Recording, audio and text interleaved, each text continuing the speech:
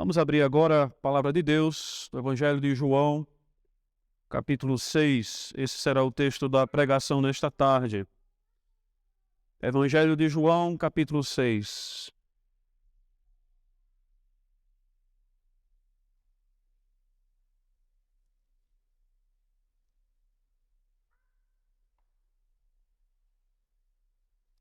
Nós iremos ler do versículo 16 a 21. João, capítulo 6, versos 16 a 21. Ao descambar o dia, os seus discípulos desceram para o mar e, tomando um barco, passaram para o outro lado, rumo a Cafarnaum. Já se fazia escuro e Jesus ainda não viera ter com eles. E o mar começava a empolar-se, agitado por vento rijo que soprava. Tendo navegado uns 25 a 30 estádios, eles que viram Jesus andando por sobre o mar, aproximando-se do barco, e ficaram possuídos de temor. Mas Jesus lhes disse: "Sou eu, não temais." Então eles, de bom grado, o receberam, e logo o barco chegou ao seu destino. Vamos orar, pedir a bênção do Senhor sobre a pregação. Ó Deus, Pai amado, nós pedimos a Tua bênção quando abrimos a Tua palavra. Acabamos de ler a Tua palavra. E nós pedimos que agora, quando vamos ouvir a pregação, o Teu Espírito, com seu grande poder, ele supere as nossas fraquezas e limitações, tanto daqueles que ouvem quanto daquele que prega. Que Teu Espírito faça abundar as riquezas de Cristo em nós nesta tarde com esta palavra. Que a Tua igreja saia alimentada, fortalecida, para enfrentar a fúria dos nossos inimigos. Ó Deus, Pai, assim nós te pedimos e oramos em nome do Senhor Jesus Cristo. Amém.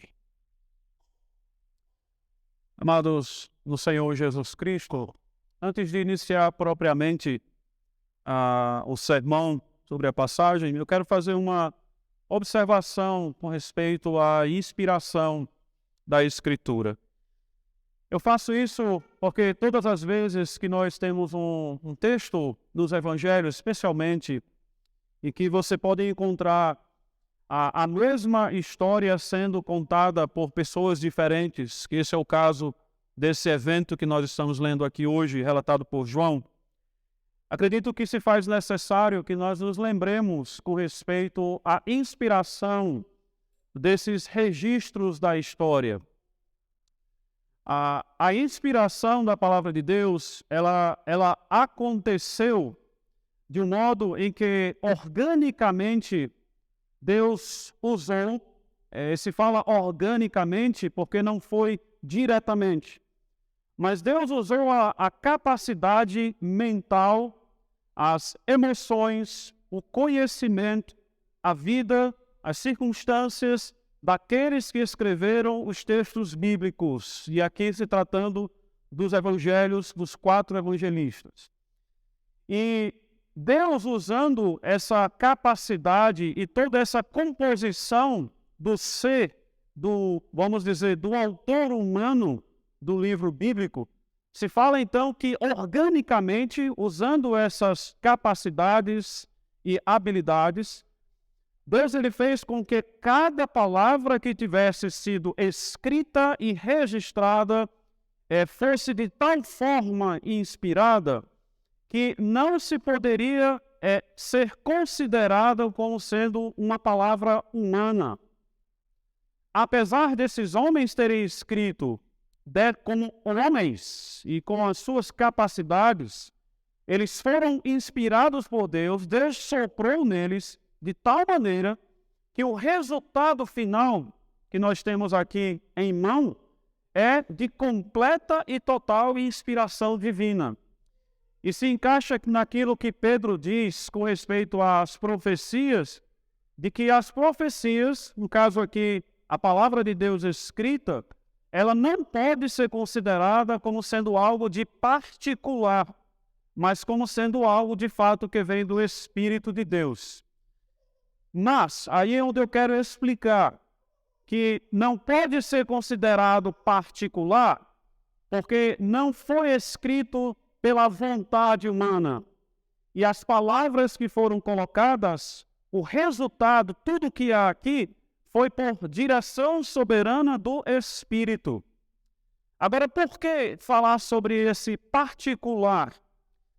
Porque, por outro lado, quando nós comparamos as histórias que são relatadas nos evangelhos, a mesma história, você vai encontrar, por exemplo, o que está aqui que lemos em João 6, você vai encontrar em Mateus capítulo 14. E em Marcos também você vai encontrar, se não me falha a memória, Marcos 10. E quando você lê essas histórias, foi o mesmo acontecimento. Você vai perceber que eles deram tons diferentes. Eles registraram coisas diferentes. Às vezes, ele deixa de registrar alguma coisa que o outro registrou. Às vezes, registra com alguma coisa a mais, com diferença de palavras. E isso no sentido de que Deus usou a capacidade, a habilidade e a circunstância de cada um dos evangelistas para fazer esse registro.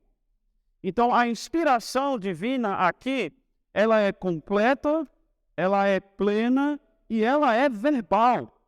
Não é o conteúdo que é inspirado, não é a história que é inspirada. Cada palavra foi inspirada. Porém, quando nós comparamos essas histórias, nós podemos ver que Deus ele inspirou Mateus a falar sobre esse evento de uma forma, inspirou Marcos a falar de uma outra forma, e agora aqui inspira João a falar de uma outra maneira.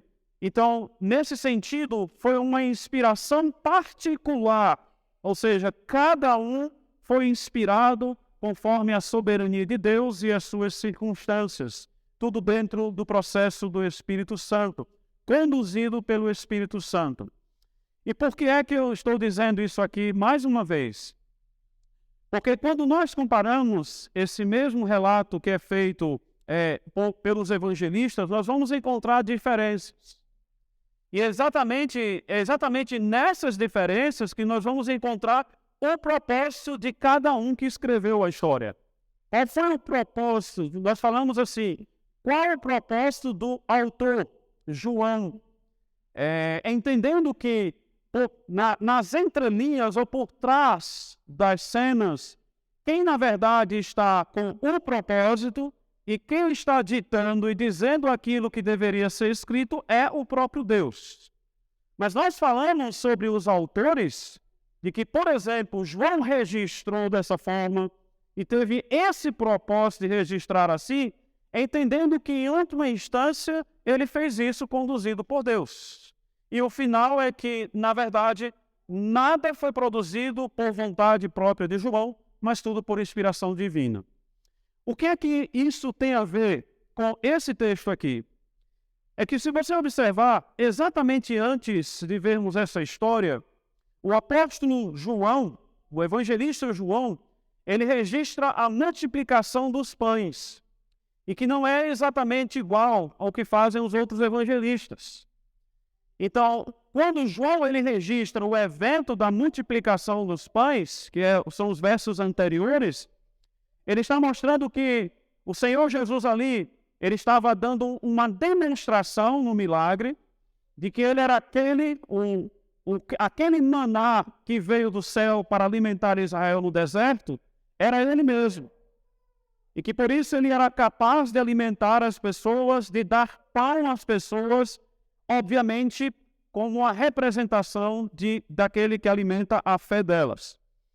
Naquele momento, aquilo foi uma demonstração de poder do Senhor Jesus Cristo a todos os homens.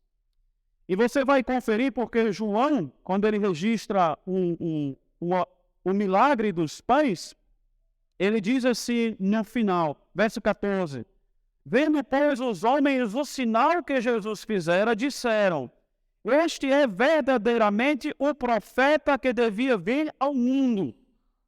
Sabendo, pois, Jesus que estavam para vir com o intuito de arrebatá-lo, para o proclamarem rei, retirou-se novamente sozinho para um monte. Então, o que João registra é que o milagre dos pães causou uma grande comoção entre os homens, porque de fato foi uma grande demonstração de poder de Jesus à multidão.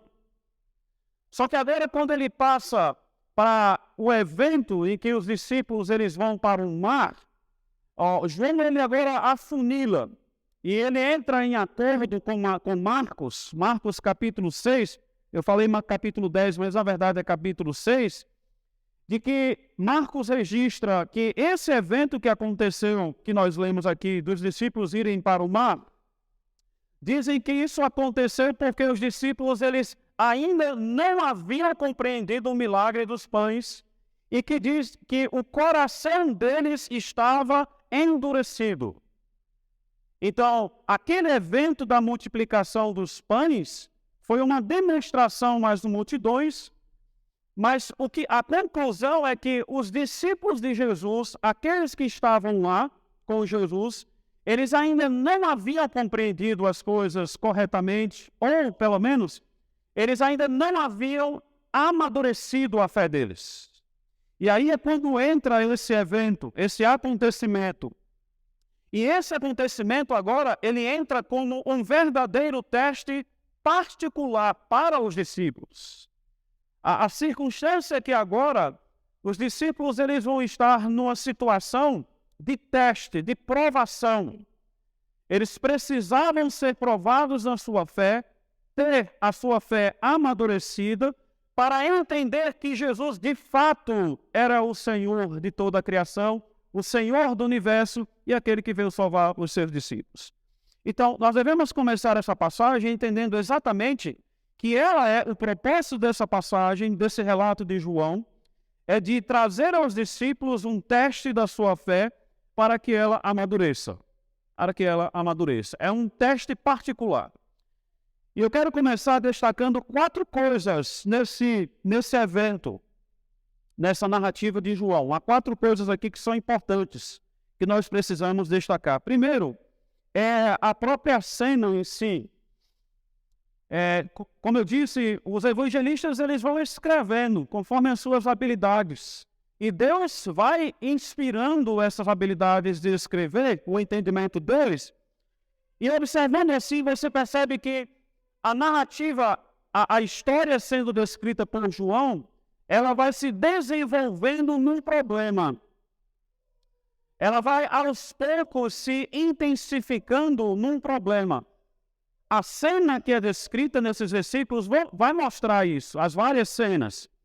E eu quero mostrar 7 coisas que mostram isso, essa tendência de criar um problema, de mostrar que vai acontecer um problema. Há 7 coisas na cena aqui. A primeira delas é logo no início, quando diz assim, ao descambar o dia. Ou seja, nós sabemos pelo versículo 15 que Jesus ele foi ao monte. Ele tinha ido ao monte, tinha deixado os seus discípulos esperando, só que aí começa a entrar a noite. A noite começa a chegar. E os discípulos precisam tomar uma decisão. O que é que eles vão fazer aqui? Eles vão permanecer, acampar em algum lugar, ou eles devem seguir em frente? Provavelmente eles tinham um plano, alguma coisa que eles precisavam cumprir. E aí o que João registra é que exatamente nesse descambar do dia, e que o dia de fato estava desaparecendo, a noite entrando, eles ficam naquela situação, na tensão, se Jesus iria voltar ou não. Eles precisam tomar uma decisão. E aí vem a segunda coisa, a altura de tensão aqui. A segunda coisa é que os discípulos, eles desceram para o mar. o mar aqui, esse ambiente do mar, e isso não é no sentido alegórico, é no sentido real mesmo. O mar, ele é um ambiente, um lugar de incerteza e instabilidade. Então, eles estão precisando tomar uma decisão, descambando o dia, eles precisam decidir ou vão ficar ou vão embora. Eles tomam a decisão de ir embora, só que a decisão que eles tomam para ir embora vai passar pelo mar. Eles vão direto ao mar. E que certamente é um lugar que inspira incerteza e instabilidade e onde você não tem total controle da situação. Na verdade, você depende de muita coisa que não é de você quando você está no mar. Então, o mar, ele acrescenta aqui um clima de tensão. A terceira coisa é que eles passaram para o outro lado, rumo a Cafarnaum. E aqui você precisa saber um pouco da geografia desse lugar, porque de onde eles estavam para Cafarnaum, Cafarnaum era exatamente a cidade que ficava no lugar oposto do mar. Então isso quer dizer que eles tinham que atravessar todo o mar durante toda a noite, passar a noite no mar, e isso acrescenta a essa ideia de que eles mais uma vez estavam lidando com uma situação e que eles teriam de lidar com problemas, provavelmente. O verso 17 fala que já se fazia escuro. Agora é uma noite plena. Eles estão no mar, na escuridão, e quem já entrou no mar, na escuridão, sabe que você não consegue enxergar um palmo à sua frente. Você não enxerga um palmo à sua frente. Faça o teste, entre no mar, na escuridão.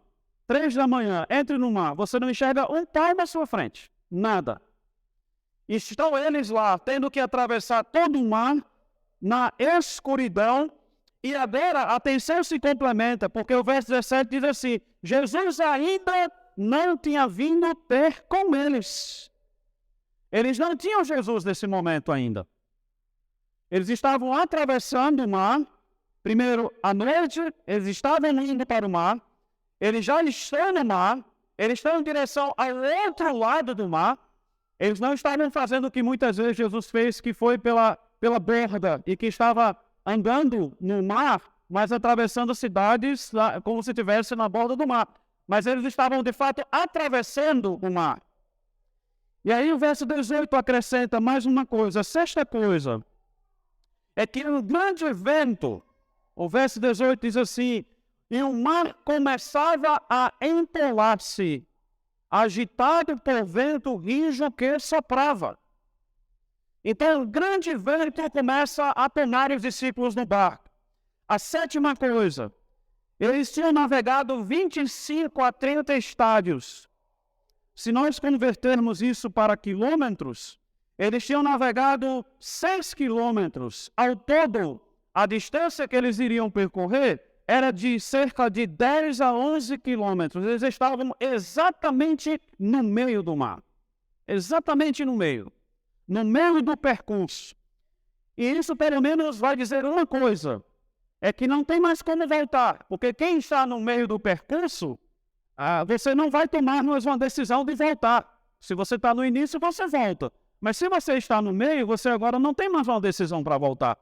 Você está de fato numa situação que você precisa passar por ela. Você precisa passar por essa situação. Eles estavam sem qualquer condição de tomar uma decisão de fugir desse problema. Então, essa é a cena que João descreve aqui. São discípulos que estão caminhando, indo, e cada vez mais o problema vai sendo acrescentado. Ele vai se tornando cada vez mais difícil. Agora, a segunda coisa que nós observamos aqui nesse relato de João são os discípulos mesmo. Se você comparar o relato que está em Mateus 14 e Marcos capítulo 6, você vai perceber que há uma diferença na maneira como João descreve aqui. Enquanto que Mateus e Marcos, quando ele descreve, eles estão descrevendo aquilo que Jesus estava fazendo enquanto os discípulos estavam no mar. Quando você olha para João, João está fazendo o contrário.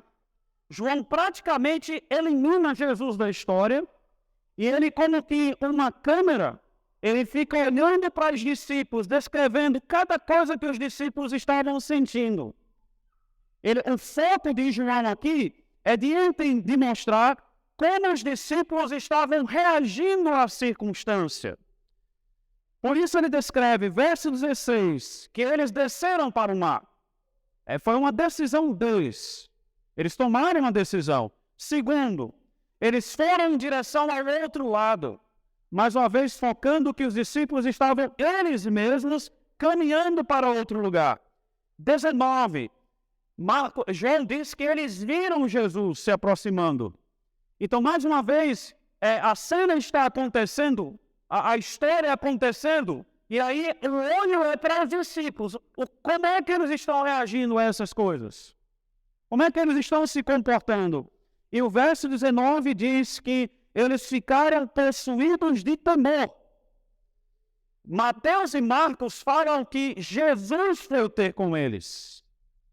João diz que eles viram Jesus. Marcos diz que Jesus viu que eles estavam em dificuldade e por isso foi para eles. João fala que eles ficaram vendo Jesus possuídos de temor. Então, nessa diferença do foco, você percebe que a intenção de João é de realmente mostrar como os discípulos iriam reagir à circunstância. Como eles estavam reagindo a isso? Terceira coisa. A terceira coisa é a ação de toda a história. Nós vimos primeiro como João ele descreve a situação. Depois vimos como ele mostra a reação dos discípulos. Agora ele vai mostrar como a ação da história ela se desenvolve. Que não é uma coisa que acontece por vez, mas são coisas que vão acontecendo e sendo acrescentadas para que o problema apareça. O problema vai aparecer. Seria aquela situação quando você está assistindo a um filme e que você fica esperando a cena. Você vê alguém chegando e você fica, vai abrir a porta, ou então vai acontecer agora. E João ele descreve a narrativa fazendo exatamente isso. Ele vai descrevendo de uma forma que você fica esperando qual vai ser a conclusão disso. É de fato uma forma de escrever a narrativa, de prender as pessoas para mostrar, olha, algo de sublime vai acontecer. Algo de extraordinário vai acontecer. E aí então, o Evangelho ele vai dizendo que o mar começa a se empolar, um vento rijo ele começa a tomar os discípulos. A palavra que João usa para dizer que o mar estava começando a ser despertado. Começando a ser despertado. Quando ele disse que vai se empolar. Quando ele disse que eles tinham navegado os 25 a 30 estádios, no versículo 19, João usa a palavra para dizer que eles estavam empregando uma força. Não é simplesmente remar. É que eles pesadamente estavam remando por causa do vento, empregando a força para remar durante todo esse tempo. Ou seja, é uma cena que cada vez mais ela é dramática e cada vez mais é difícil. Vai se tornando difícil. Agora eu chego na última coisa, na quarta coisa que é descrita aqui. Agora é a pessoa do Senhor Jesus Cristo. Porque já no final de tudo isso, quando ele aparece como se fosse um ponto final da história. A história vai terminar. É o ponto final. E apesar de o foco não ser no Senhor Jesus, mas ser na reação dos discípulos, mais uma vez, João começa a mostrar que os discípulos, eles precisam reagir. Eles precisam reagir olhando para a pessoa de Jesus Cristo. É assim, quando o texto termina, diz assim, tendo navegado os 25 e 30 estádios, eis que viram Jesus andando por sobre o mar, aproximando-se do barco, e ficaram possuídos de temor. Mas Jesus lhes disse, sou eu, não temais. Então eles de bom grado o receberam e logo o barco chegou ao seu destino. Veja que rapidamente João encerra a história, mostrando que o propósito final de toda essa narrativa é que os discípulos, a forma como eles reagiram, como eles iriam entender essa situação, precisava terminar eles olhando e confiando na pessoa do Senhor Jesus Cristo. Esse é o final da história. Então, o evangelista João, ele mostra, com esse foco agora no Senhor Jesus Cristo, que ele é capaz de contrariar o poder da criação, a lei da criação em qualquer circunstância. Ele tem poder para isso. O Senhor Jesus tem poder para isso. Primeiro, ele caminha sobre o mar. Eles viram Jesus andando sobre o mar. Caminhar sobre o mar é uma contrariedade para toda e qualquer pessoa que entende sobre a lei da criação. A lei da criação. No mar você afunda. No mar você afunda. Mas Jesus não afundou. Os discípulos olharam para ele e viram ele andando sobre o mar. Depois, ele se aproxima do barco. Verso 19. Como é que Jesus ele se aproxima do barco numa grande tempestade? Mateus e Marcos diz que havia ondas e vagas de um lado para o outro, varrendo o barco de um lado para o outro. Como é que Jesus ele consegue se aproximar do barco? Então, de fato, mostrando que ele era capaz de conter toda e qualquer lei da criação e da natureza. Ele não é sugado pelo mar e ele não é varrido pelos ventos e pelas vagas.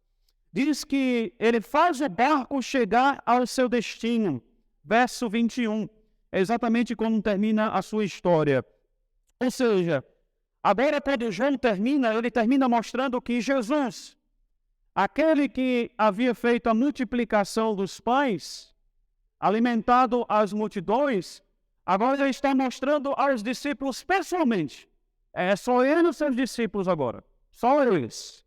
Mostrando pessoalmente que eles precisavam realmente crer e acreditar, amadurecer a sua fé, de tal forma que eles nunca poderiam duvidar da pessoa de Jesus Cristo.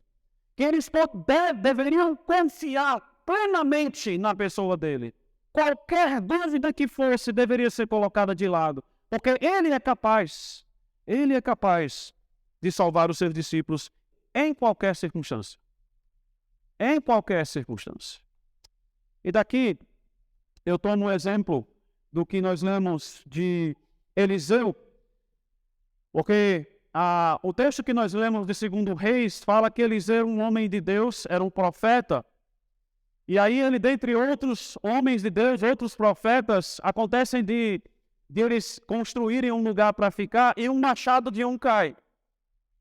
E naquele momento o homem de Deus, ele pega um pedaço de pau, joga no lugar onde caiu. E aí o que é que acontece? O que era ferro, que deveria estar no fundo, ele flutua. E o que Reis está dizendo ali, sobre o homem de Deus, é que Eliseu, ele como homem de Deus, ele era capaz de revelar o poder de Deus, de mostrar como profeta, o grande poder de Deus, de contrariar as leis da sua própria criação.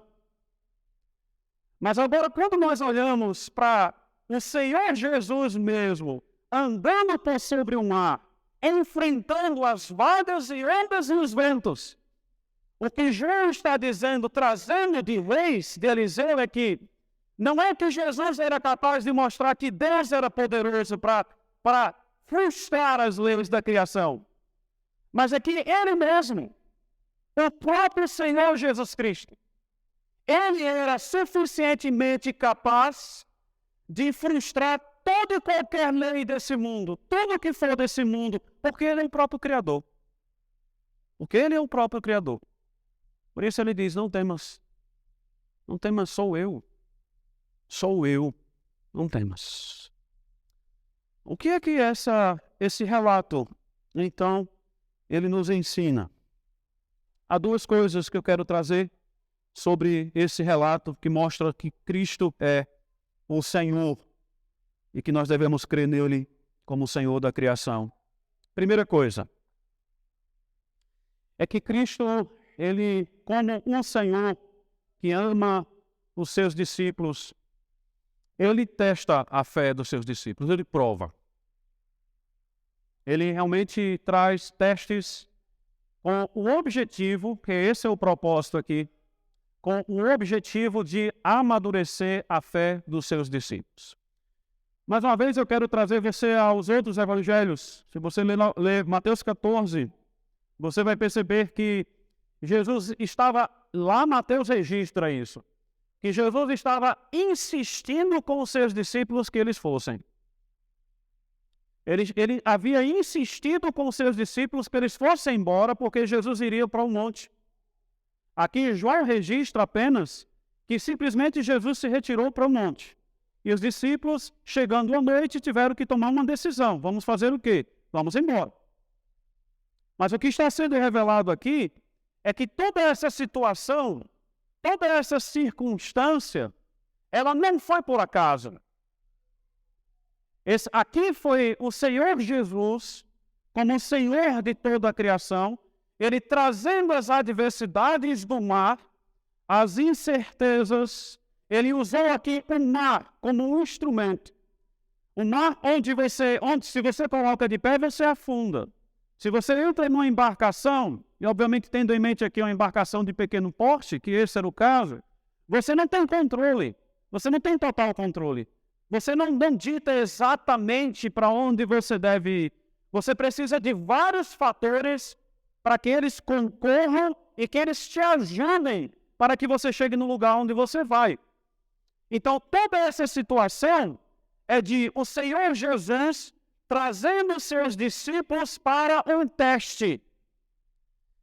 O verso 17, ele alimenta isso quando ele diz assim, já se fazia escuro e Jesus ainda não viera ter com eles.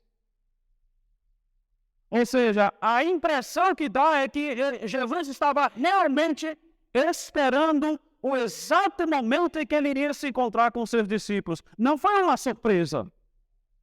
Não foi de repente Jesus olhou para o relógio e disse, está na hora, eu tenho que me encontrar com meus discípulos. Não. É que exatamente quando as ondas e vagas estavam batendo, varrendo o barco, quando o mar estava agitado, quando eles estavam já na escuridão completa da noite, quando eles estavam no meio do caminho, não tinha mais como tomar uma decisão de voltar, era para enfrentar a tempestade, Jesus aparece. Jesus aparece. Essa situação, ela é muito semelhante a muitas e muitas circunstâncias que acontecem em nossa vida, das quais nós não conseguimos ter controle. As quais nós não conseguimos ter controle. Há muitas e muitas situações. Eu não sei quais são as situações de vocês. Eu sei das minhas, que eu não tenho controle. E aí Jesus está dizendo, o que fazer? O que fazer quando a circunstância é essa? Lembra de João como ele está olhando para os discípulos, a reação deles. Jesus está trazendo esse teste para eles. E o foco da câmera neles, a reação deles. Qual é a reação dos discípulos? Qual tem sido a reação dos discípulos a essa situação que Jesus está trazendo? Situação em que nós não temos controle, que nós não vemos como vai terminar, exatamente como um mar. O mar em outros lugares na Bíblia, não aqui. Aqui é um mar porque é mar mesmo. Mas o mar é um lugar de incerteza.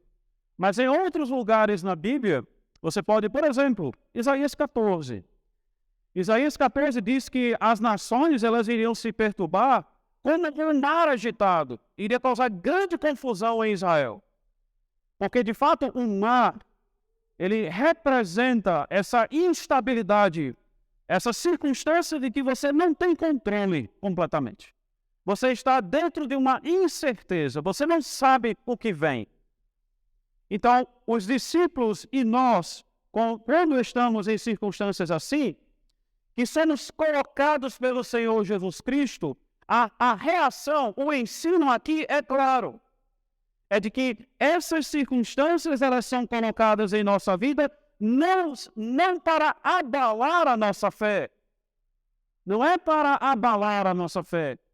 Mas é pelo contrário.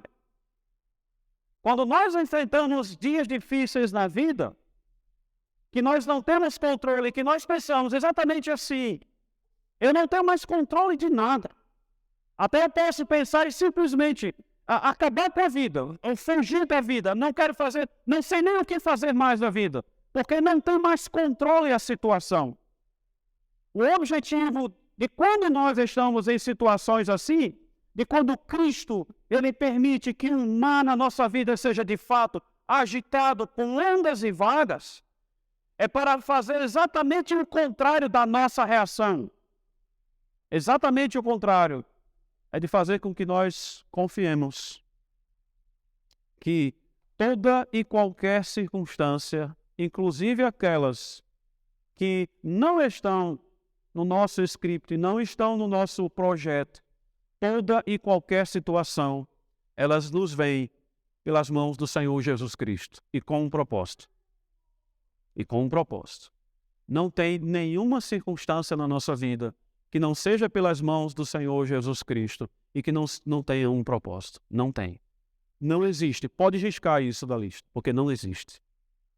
Toda e qualquer circunstância que acontece na nossa vida, inclusive as piores, com as quais nós não conseguimos lidar, Jesus está conduzindo e está nos colocando nela. É isso que nós devemos entender. O momento em que você está completamente desenganado de si mesmo, está determinado, talvez, em fugir da vida, não tem controle, perdido, completamente perdido. Sabe qual é o que você deve fazer nesse momento? Nesse momento de prova e de teste? É de você entender que Cristo está conduzindo você a essa circunstância e Ele tem um propósito nisso. Ele tem um propósito. Nós não sabemos qual. Cada situação, em cada vida, em cada pessoa tem um propósito particular. Cristo, Ele lida com cada um de nós de maneira diferente. Nós não sabemos qual o propósito, mas nós precisamos entender, existe um propósito. É Cristo que está me conduzindo nisso. Isso tudo é Cristo que está me trazendo, me conduzindo a esse mar. E a segunda coisa é que, óbvio, se Cristo está nos conduzindo a circunstâncias difíceis e instáveis de incerteza na vida, nós não sabemos o propósito exato, o que é que Ele quer trabalhar em nós. Qual é o propósito exato dele? Mas nós precisamos entender uma coisa, que nós passamos por todas essas circunstâncias, todas elas, de uma só maneira. São circunstâncias diferentes para nós. Cada um de nós tem circunstâncias diferentes. Mas todos nós passamos de uma única maneira. É pela fé. É crendo nele. É crendo no Senhor Jesus Cristo, que Ele é capaz de fazer com que todas as adversidades, todas as situações que você está vendo, Ele é capaz de frustrá-las. Ainda que pareça que elas são... que não é possível isso acontecer. Que não é possível isso acontecer. Cristo é capaz de frustrar. Precisamos crer. Devemos crer nele. Há uma coisa que mostra que esse texto ele está nos induzindo a uma confiança e entrega completa a Cristo. Quantas vezes o relato diz que os discípulos ficaram com medo dos ventos, das ondas e do mar? Quantas vezes? Nenhuma. Em nenhum dos evangelhos os discípulos aparecem com medo do mar e dos ventos. Na verdade, o que João diz é que eles, com força, eles estavam lutando, remando contra o vento. Eles estavam tentando lutar contra o vento. Só há um momento, há uma circunstância em que eles começam, de fato, a ter medo. João diz que é quando eles viram Jesus. Obviamente, eles acharam que Jesus era um tipo de fantasma, alguma coisa. Os outros evangelhos relatam isso. Mas eles não tiveram medo da circunstância em si. Eles, de fato, como pescadores, como homens que entendiam do mar, eles estavam tentando lutar com aquela circunstância. Talvez em vários outros momentos eles enfrentaram circunstâncias parecidas. Mas teve um momento em que eles, de fato, temeram. É quando eles viram Jesus e temeram, e Jesus disse: não temas. O que isso quer dizer? É que os discípulos, de alguma forma, eles ainda tentaram resolver a circunstância conforme as forças deles. Eles tentaram lutar contra ela. Eles, de alguma forma, ainda estavam acreditando que eles poderiam vencer aquela situação. Não tem um relato de medo, na verdade é o contrário. Os discípulos estavam indo à frente, enfrentando a situação, enfrentando o problema. Mas aí chega um momento em que eles não conseguem mais enfrentar a situação. É quando, de fato, eles têm medo. Na mente deles, algo sobrenatural aconteceu ali. Alguém apareceu, de repente apareceu. E aí, de fato, eles dobraram. Não temos mais condição de enfrentar isso. O mar nós enfrentamos. As ondas, as vagas, a tempestade nós enfrentamos. Mas isso nós não enfrentamos. É quando realmente Jesus dobra os joelhos dos seus discípulos. Para que eles entendam que em toda e qualquer circunstância, eles devem ter uma confiança completa. Completa. Jesus agora contraria toda e qualquer segurança que algum desses discípulos poderia ter. Ele contraria. E agora ele diz, em toda e qualquer circunstância, vocês precisam confiar completamente em mim.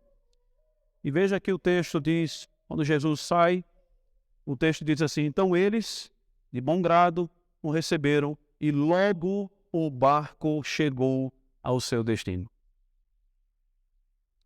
Eles receberam o Senhor, entenderam que o Senhor Jesus de fato era aquele em quem eles deveriam confiar plenamente.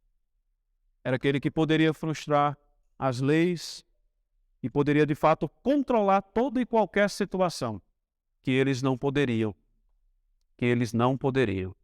Esse é o Senhor Jesus Cristo.